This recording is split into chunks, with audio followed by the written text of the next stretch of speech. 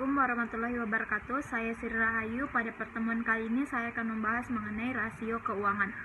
Adapun rasio keuangan adalah rasio ini merupakan proses pengamatan indeks yang berhubungan dengan akuntansi pada laporan keuangan seperti neraca, laporan laba rugi, dan laporan arus kas dengan tujuan untuk menilai kinerja keuangan suatu perusahaan. Nah, analisis rasio ini digunakan untuk memberikan gambaran informasi mengenai posisi keuangan dan kinerja perusahaan yang dapat dijadikan sebagai pedoman dalam mengambil keputusan suatu keputusan perusahaan atau bisnis. Nah, di sini analisis rasio keuangan ini digunakan untuk dua pengguna, yakni investor dan manajemen. Nah, investor ini menggunakan rasio keuangan untuk melihat apakah perusahaan itu investasi yang bagus atau tidak. Dan dengan membandingkan rasio keuangan antara perusahaan dan antar industri, investor dapat menentukan investasi mana yang baik dan yang paling baik di antaranya. Sedangkan manajemen menggunakan rasio keuangan untuk menentukan seberapa baik kinerja perusahaan untuk mengevaluasi kemana perusahaan dapat dalam memperbaiki diri. Misalkan, jika suatu perusahaan ini memiliki margin kotor yang rendah, manajer yang dapat mengevaluasi bagaimana meningkatkan margin kotor mereka. Adapun rasio-rasio keuangan itu yang saya akan bahas ada 4. Yang pertama adalah yang pertama saya akan menjelaskan mengenai rasio likuiditas. Nah, rasio likuiditas ini rasio yang menggambarkan kemampuan suatu perusahaan untuk melunasi kewajiban yang harus segera dia penuhi, seperti hutang jangka pendeknya. Nah, perusahaan yang mampu cukup kemampuan untuk membayar hutang jangka pendeknya disebut perusahaan yang liquid, sedangkan tidak itu disebut illiquid. Nah, rasio likuiditas ini yang umum dipergunakan untuk mengukur tingkat likuiditas suatu perusahaan ada 4. Yang pertama adalah current ratio, yang kedua quick ratio, yang ketiga adalah cash ratio. Nah, yang current ratio ini adalah rasio yang membandingkan aktivitas lancar dengan hutang lancar. Current ratio ini memberikan informasi tentang kemampuan aktiva lancar untuk menutupi hutang lancarnya, di mana rumus dalam current ini aktiva lancar dibagi dengan hutang lancar dikali 100. Adapun perhitungannya bisa kita lihat bahwa dalam neraca aktivitas lancar dan hutang lancar, di mana kita menjumlahkan semua aktiva lancarnya, total aktiva lancar dengan jumlah hutang lancar dibagi lalu dikali 100%. Selanjutnya itu mengenai quick ratio, di mana quick ratio ini disebut juga dengan active cash ratio, yang merupakan perimbangan antara jumlah aktiva yang dikurangi dengan persediaan dengan jumlah hutang lancar. Persediaan tidak dimasukkan dalam perhitungan ini karena persediaan merupakan komponen aktiva lancar yang paling kecil tingkat likuiditasnya. Nah, rasio ini memfokuskan pada komponen-komponen aktiva lancar yang lebih liquid, seperti kas, surat-surat berharga, dan piutang yang dihubungkan dengan hutang atau hutang jangka pendeknya. Dalam rumusnya, quick ratio ini aktiva lancar dikurang persediaan dibagi hutang lancar dikali 100%.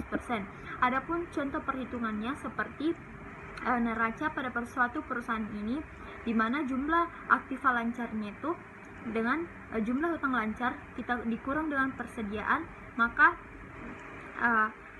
dihasilkan 300 juta dikurang 200 juta dibagi 225 juta, maka menghasilkan 3,92%. Di mana di sini artinya bahwa setiap 1 rupiah utang lancar dijamin 4 rupiah harta lancar dari perusahaan tersebut, atau pertimbangannya atau perbandingannya antara aktiva lancar dengan hutang lancar itu adalah 4:1. Jika terjadi perbedaan yang sangat besar, maka antara quick ratio dengan current ratio ini. Baik, selanjutnya yaitu mengenai cash ratio. Nah, cash ratio ini disebut juga adalah rasio kas, di mana rasio ini membandingkan antara kas dan aktiva lancar yang bisa segera menjadi uang kas dengan hutang lancar. Kas yang dimaksud adalah uang perusahaan disimpan di kantor dan di bank dalam bentuk rekening koran. Sedangkan harta setara kas adalah harta lancar yang dengan mudah dan cepat dapat diuangkan kembali dan dapat dipengaruhi oleh kondisi ekonomi negara yang menjadi domisili perusahaan yang bersangkutan. Adapun rumus kas rasio, di mana kas ditambah dengan setara kas dibagi dengan hutang lancar dikali 100%. Nah, rasio ini menunjukkan porsi sejumlah kas ditambah setara kas dibandingkan dengan total aktiva lancar. Semakin besar rasionya semakin baik, sama seperti dengan quick ratio tadi, tidak harus mencapai 100%. Adapun dalam perhitungannya, dalam neraca, seperti kita lihat dalam rumusnya, jumlah kas dibagi dengan hutang lancar dikali 100%. Di sini 25 juta dibagi 255 juta dikali 100%, dengan hasil 0,98 sama dengan bisa dibulatkan 9,8%. Artinya apa? Bahwa dalam perhitungan kas rasio itu 9 atau 0,9 itu dibulatkan sama dengan 1. Artinya setiap 1 rupiah utang lancar dijamin oleh 1 rupiah kas dan setara kas dari perusahaan tersebut, atau perbandingannya antara aktiva lancar dengan hutang lancar adalah 1:1. Rasio ini menunjukkan porsi jumlah kas ditambah setara kas dibandingkan dengan total aktiva lancar. Semakin besar rasionya, semakin baik. Baik, yang kedua saya akan menjelaskan mengenai rasio solvabilitas. Nah, rasio solvabilitas ini adalah rasio yang menunjukkan kemampuan perusahaan untuk memenuhi segala kewajibannya, baik itu jangka pendek maupun jangka panjang, apabila perusahaan dilikuidasi. Nah, perusahaan yang mempunyai aktivitas atau kekayaan yang cukup untuk membayar semua hutang-hutangnya disebut perusahaan yang possible, sedangkan yang tidak disebut impossible. Nah, perusahaan yang disebut possible ini belum tentu liquid. Nah, demikian pula juga sebaliknya, yang impossible belum tentu illiquid. Nah, adapun macam-macam yang berkaitan dengan rasio solvabilitas ini ada dua. Yang pertama adalah total debt to asset ratio, yang kedua adalah debt to equity ratio. Total debt to asset ratio, di mana rasio yang ini biasanya disebut dengan rasio hutang debt ratio, di mana ini mengukur persentase besarnya dana yang berasal dari hutang. Hutang yang dimaksud adalah semua hutang yang dimiliki oleh perusahaan, baik yang berjangka pendek maupun berjangka panjang. Kreditor lebih menyukai debt ratio yang rendah, sebab tingkat keamanan dananya menjadi lebih sedikit. Adapun rumus debt ratio ini di mana total hutang dibagi dengan total aktiva dikali 100%. Rasio ini menunjukkan sejauh mana hutang dapat ditutupi oleh aktiva. Semakin kecil rasionya, semakin aman pula solvabilitas porsi hutang aktiva harus lebih kecil. Dan adapun contoh perhitungannya itu di mana total hutang dibagi total aktiva dikali 100%. Bisa kita lihat bahwa 2000 dikali 4200 dikali 100%, 47,6 sama dengan 48%, di mana rasio 48% ini pendanaan perusahaannya dibiayai oleh hutang. Artinya bahwa setiap 100% pendanaan perusahaan 48 rupiah ini dibiayai dengan hutang 52 disediakan oleh pemegang saham. Kondisi ini sering juga tersebut menunjukkan perusahaan dibiayai hampir sepenuhnya dari hutang. Debt to equity ratio, di mana rasio hutang dengan modal sendiri, debt to equity ratio, diimbangi antara hutang yang dimiliki perusahaan dengan modal sendiri. Sedangkan tinggi rasio ini berarti modal sendiri semakin sedikit dibanding dengan hutangnya. Bagi perusahaan sebaiknya besarnya hutang tidak boleh melebihi modal sendiri agar beban tetapnya ini tidak terlalu tinggi. Semakin kecil rasio ini semakin baik. Maksudnya semakin kecil porsi hutang terhadap modal, maka semakin aman suatu perusahaan tersebut. Adapun rumus debt to equity ratio ini adalah sama dengan total hutang dibagi dengan modal dikali 100%. Adapun dalam contoh perhitungannya dalam neraca bisa kita lihat bahwa total hutang dibagi dengan modal dikali 100%, di mana total hutang pada neraca tersebut 2000 dibagi dengan 2200 modalnya dikali 100%, maka menghasilkan 90,9 sama dengan 91%. Artinya apa? Bahwa rasio ini menunjukkan bahwa kreditor ini menyediakan Rp91 untuk setiap Rp100 yang sedianya disediakan oleh pemegang saham atau perusahaan dibiayai oleh hutang sebanyak 91%. Bagi kreditor ini semakin besar rasio ini, maka semakin tidak menguntungkan karena akan semakin besar resiko yang ditanggung atas kegagalan yang mungkin terjadi dalam suatu perusahaan. Maka sebaliknya, jika rasio ini rendah, maka bagi kreditor tingkat pendanaan yang disediakan pemilik akan lebih kecil resiko yang akan dia tanggung.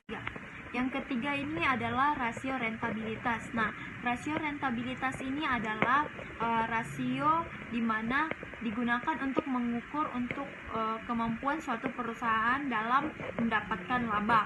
Nah, perhatian dalam rasio ini ditekankan pada hal yang berkaitan dengan kelangsungan hidup suatu perusahaan, di mana adapun untuk mengukur macam-macam rasio rentabilitas, yang pertama adalah profit margin, yang kedua adalah gross profit margin, yang ketiga adalah net profit margin, yang keempat return of investment, yang kelima adalah return on asset. Baik, yang pertama saya akan menjelaskan mengenai profit margin. Nah, profit margin ini adalah rasio ini menghitung sejauh mana kemampuan perusahaan menghasilkan laba bersih pada tingkat penjualan tertentu. Nah, rasio ini bisa dilihat langsung pada analisis common size pada laporan laba rugi batas paling akhir. Nah, rasio ini juga diimplementasikan juga sebagai kemampuan perusahaan dalam menekankan biaya-biaya di perusahaan pada periode tertentu. Adapun rumusnya mengenai profit margin, laba bersih dibagi penjualan dikali 100%, di mana rasio ini menunjukkan berapa besar persentase pendapatan bersih yang diperoleh oleh setiap penjualan. Maka semakin besar rasio semakin baik, karena dianggap kemampuan perusahaan dalam mendapatkan laba yang cukup tinggi. Adapun dalam contoh perhitungan profit margin ini, di mana profit margin dirumuskan dalam laba bersih dibagi penjualan dikali 100%, di mana laba bersih ini bisa kita lihat pada laporan laba rugi. Laporan laba rugi sebesar 1.650 dibagi dengan total penjualan pada laba rugi 8.500 dikali 100% menghasilkan 0,19 atau sama dengan dibulatkan menjadi 19%. Artinya apa? Bahwa untuk setiap 100% ini penjualan bersih dihasilkan perusahaan 62 dipergunakan untuk menutup harga pokok penjualan. Baik, selanjutnya saya akan menjelaskan mengenai gross profit margin. Nah, gross profit margin ini adalah perbandingan antara laba kotor yang diperoleh oleh perusahaan dengan tingkat penjualan yang dicapai pada periode yang sama. Rasio ini mencerminkan atau menggambarkan laba kotor yang tidak dapat dicapai oleh setiap rupiah penjualan. Semakin besar rasionya, berarti semakin baik kondisi keuangan perusahaan, di mana dirumuskan bahwa gross profit margin ini laba kotor dibagi dengan penjualan bersih dikali 100%. Rasio ini menunjukkan kemampuan perusahaan menghasilkan laba yang akan menutupi biaya-biaya tetap atau biaya operasi lainnya. Dengan pengetahuan atas rasio ini dapat mengontrol pengeluaran dengan biaya tetap atau biaya operasi sehingga perusahaan dapat menikmati laba. Semakin besar rasionya, semakin baik. Dalam perhitungan gross profit margin ini bisa kita lihat dalam neraca dan laba rugi, di mana gross profit margin ini laba kotor dikurang dengan harga pokok penjualan dibagi dengan penjualan bersih dikali 100%, maka menunjukkan bahwa 0,38 dibulatkan menjadi 38%. Artinya apa? Bahwa untuk setiap 100 penjualan bersih dihasilkan oleh perusahaan Rp62 dipergunakan untuk menutup harga pokok penjualan, sehingga tersisa Rp38 saja untuk menutupi biaya operasionalnya. Dengan kata lain, dari total penjualan neto yang dihasilkan, 62% ini habis digunakan untuk menutup HPP, dengan hanya 38% untuk sisa menutup biaya operasi.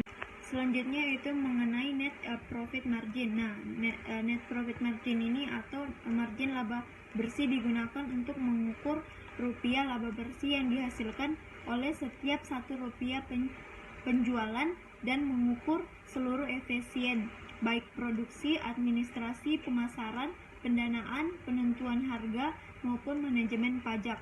Semakin tinggi rasionya menunjukkan kemampuan perusahaan menghasilkan laba yang tinggi pada tingkat penjualan tertentu, di mana dirumuskan bahwa net profit margin ini adalah laba bersih setelah pajak dibagi dengan penjualan bersih dikali 100%. Rasio ini mengukur jumlah laba bersih yang dihasilkan oleh setiap Rp1 penjualan. Semakin tinggi rasionya, maka semakin baik, karena menunjukkan kemampuan perusahaan menghasilkan laba yang tinggi pada tingkat penjualan tertentu. Adapun contoh perhitungan net profit margin ini dalam neraca suatu perusahaan dan bisa dilihat dengan laporan laba rugi. Dalam rumusnya, net profit margin ini laba bersih setelah pajak dibagi dengan penjualan bersih dikali 100%. Dan bisa kita lihat bahwa dalam laba bersih dalam laporan laba rugi dikali dengan penjualan bersih dikali 100%, 0,17 sama dengan 17%. Artinya apa? Bahwa setiap Rp100 dari penjualan bersih yang dihasilkan, laba bersih yang tersisa hanya Rp17, sedangkan yang 83 habis untuk menutup HPP, biaya operasional dan pajak. Dengan kata lain, dari total penjualan neto yang dihasilkan, perusahaan hanya menyisakan 17% laba bersih, sedangkan 83-nya habis untuk menutup HPP, biaya operasional dan pajak. Selanjutnya itu mengenai return of investment atau biasa disebut dengan ROI. Nah, ROI ini merupakan kemampuan suatu perusahaan untuk menghasilkan keuntungan yang digunakan untuk menutupi investasi yang dikeluarkan. Laba yang digunakan untuk mengukur rasio ini adalah laba bersih setelah pajak atau IT, di mana dirumuskan ROI sama dengan IT dibagi dengan investasi dikali 100%. Adapun dalam contoh perhitungannya, di mana neraca dan laporan laba rugi, dalam rumusnya ROI sama dengan IT dibagi dengan investasi dikali 100%, di mana IT setelah yang bisa kita lihat 1.520 dibagi 9.000 dikali 100%, 0,16 dibulatkan menjadi 16%, di mana artinya bahwa setiap Rp100 itu digunakan perusahaan, maka perusahaan untuk memperoleh laba bersih setelah pajak sebesar Rp16. Dengan kata lain, kemampuan perusahaan secara keseluruhan dalam menghasilkan keuntungan dengan jumlah keseluruhan aktiva yang tersedia di dalam sebuah perusahaan sama dengan 16%. Selanjutnya yaitu mengenai return of asset atau biasa disingkat dengan ROA. Nah, ROA ini adalah rasio yang disebut juga dengan rentabilitas ekonomis, di mana merupakan kemampuan perusahaan dalam menghasilkan laba dengan semua aktiva yang dimiliki oleh sebuah perusahaan. Dalam hal ini, laba yang dihasilkan adalah laba sebelum bunga dan pajak atau EBIT, di mana ROA ini dirumuskan EBIT dibagi dengan total aktiva dikali 100%. Nah, rasio ini mengukur tingkat keuntungan EBIT dengan aktiva yang digunakan. Semakin besar rasionya, maka semakin baik. Adapun dalam contoh perhitungannya, ROA ini bisa kita lihat EBIT 2.600 dibagi 9.000 dikali 100%, 0,29% sama dan dibulatkan menjadi 29%. Baik, yang keempat adalah rasio aktivitas. Nah, rasio aktivitas ini adalah rasio yang melihat pada beberapa aset, kemudian menentukan berapa tingkat aktivitas aktiva tersebut pada tingkat kegiatan tertentu. Aktivitas yang rendah pada tingkat penjualan tertentu akan mengakibatkan semakin besarnya dana kelebihan yang tertanam pada aktiva tersebut. Dana kelebihan ini tersebut akan lebih baik bila ditanamkan pada aktiva lain yang lebih produktif. Adapun beberapa rasio yang aktivitas yang digunakan, yang pertama adalah perputaran piutang, yang kedua perputaran persediaan, yang ketiga perputaran aktiva tetap, yang keempat perputaran total aktiva.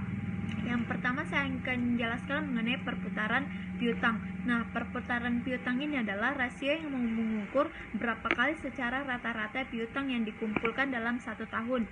Rasio ini mengukur kualitas piutang dan efisiensi perusahaan dalam mengumpulkan piutang dalam kebijakan kreditnya.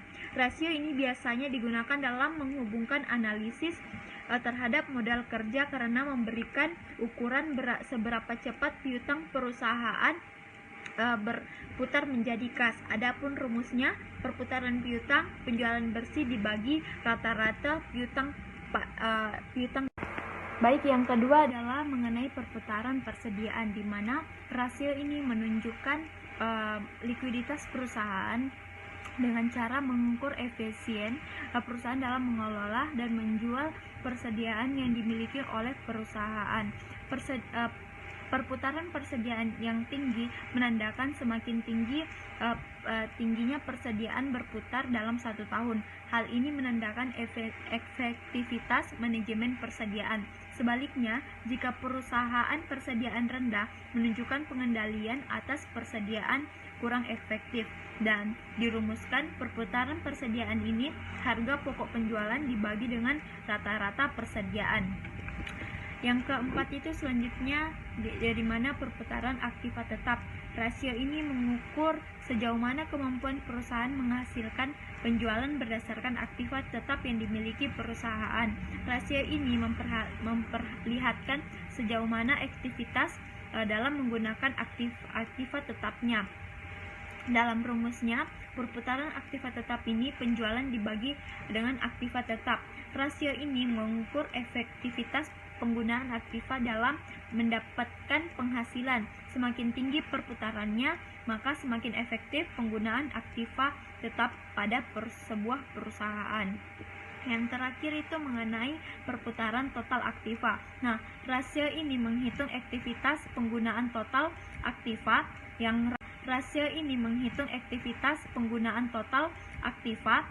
rasio ini yang tinggi biasanya menunjukkan manajemen yang baik. Sebaliknya, bila rasio ini rendah, maka harus membuat manajemen mengevaluasi strategi pemasarannya dan pengeluaran investasi atau modalnya. Dan dirumuskan perputaran total aktiva ini penjualan dibagi dengan total aktiva. Rasio ini menunjukkan ukuran aktivitas pemanfaatan aktiva dalam menghasilkan penjualan. Semakin tinggi tingkat perputarannya, maka semakin efektif perusahaan memanfaatkan aktivanya. Baik, itulah tadi materi yang dapat saya sampaikan mengenai rasio keuangan. Kurang dan lebihnya mohon dimaafkan. Wassalamualaikum warahmatullahi wabarakatuh.